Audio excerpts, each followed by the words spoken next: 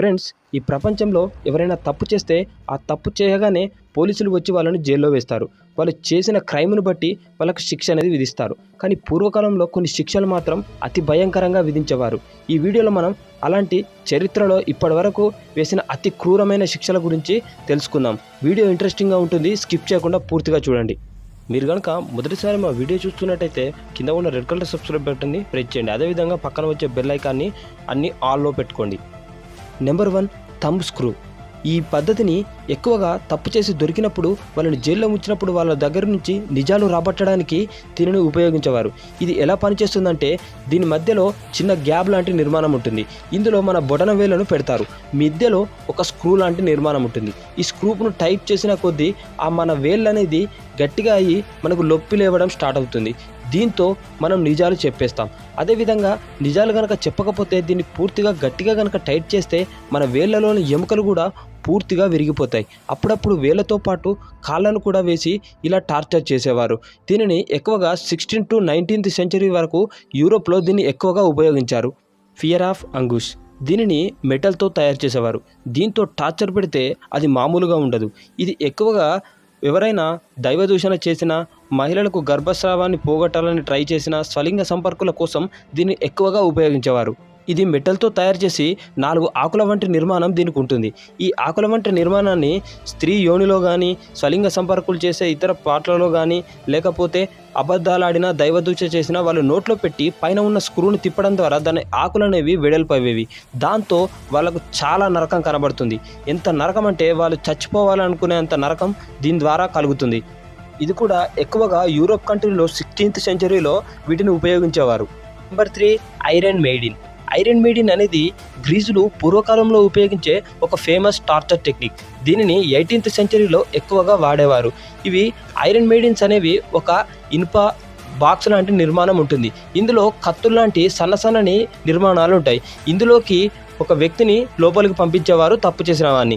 అలా పంపించినప్పుడు ఆ డోర్ క్లోజ్ చేసినప్పుడు ఆ డోర్ లోపల ఉండే కత్తుల్లాంటి నిర్మాణాలు అతని బాడీకి గుచ్చుకొని తీవ్ర రక్తస్రావం అయ్యేది. ఇలా రక్తస్రావం అవ్వడంతో పాటు లోపల ఉండే ఆర్గాన్స్ అనేవి కూడా దెబ్బతినేవి. దీంతో అతను ఒక్కసారి చనిపోకుండా మెల్లగా చనిపోయేవాడు. ఈ టెక్నిక్ అనేది చాలా dangerous technique. Number 4, browns bull. Friends, ఈ రకం టార్చర్కి ఇంకా చాలా పేర్లే ఉన్నాయి. బ్రౌన్స్ బుల్ అని, సిలికాన్ బుల్ అని, బుల్ ఆఫ్ ప్యారిస్ అని పేర్లున్నాయి. ఈ టార్చర్ని డిజైన్ చేసింది ఏన్షియంట్ గ్రీక్స్. వీళ్ళు తయారు చేసినప్పుడు దీన్ని ఒక లోహంతో తయారు చేస్తారు. ఇందులో మనిషి పట్టేంతలా దీన్ని స్పేస్తో తయారు చేస్తారు. దీనికి ఒక డోర్ కూడా ఉంటుంది. ఆ డోర్లోకి మన మనిషిని లేదా తప్పు చేసిన వాడిని, ఖైదీలను ఆ లోపల వేసి ఆ డోర్ను క్లోజ్ చేస్తారు. అలా క్లోజ్ చేసిన వెంటనే కింద మంట పెడతారు. ఇలా మంట పెట్టినప్పుడు ఆ లోహం అనేది టెంపరేచర్ తీసుకొని హీట్గా మారడంతో మన హ్యూమన్ బాడీ అనేది కాలిపోవడం స్టార్ట్ అవుతుంది. దాంతో వాళ్ళు అరుస్తూ ఉంటారు. ఇలా అరవడం వల్ల ఆ బయటికి వచ్చే శబ్దాన్ని వాళ్ళు ఒక బుల్ అరుపులాగా వచ్చే విధంగా లోపల ఒక మైక్ని సెట్ చేశారు. Number 5, heretic's forks. ఫ్రెండ్స్, ఇతిహాసాలలో అత్యంత దారుణమైన శిక్షల్లో ఇది కూడా ఒకటి. ఇది ఎక్కువగా మనకు అమెరికాలో కనిపించేది. ఇది పూర్వకాలంలో మతోన్మాదుల మీద దీన్ని ఎక్కువగా ఉపయోగించేవారు. ఇది ఎలా ఉంటుందంటే ఇది మెడకు పెట్టే బెల్ట్ లాగే ఉంటుంది. ఈ బెల్ట్కు ఒక కత్తి లాంటి నిర్మాణం ఉంటుంది. అది 2 వైపులా ఉంటుంది. ఒకటి మెడను ఫేస్ చేస్తూ మరి ఒకటి గొంతు దవడల్లోకి ఫేస్ చేస్తూ ఉంటుంది. దీనిని మన మెడకు పెట్టగానే మన మెడను అటు ఇటు కదిలిస్తే అది దిగిపోయేంత పదునుగా ఇవి ఉంటాయి. మనం కనుక చాలాసేపు అలాగే ఉండలేము కనుక అది కదిలించినప్పుడు అది లోపలికి దిగి రక్తస్రావం అయ్యి చనిపోయే అవకాశం కూడా ఉంది. ఇది కూడా చాలా డేంజరస్ పనిష్మెంట్లో ఒకటి. నెంబర్ 6, నెక్లెసింగ్.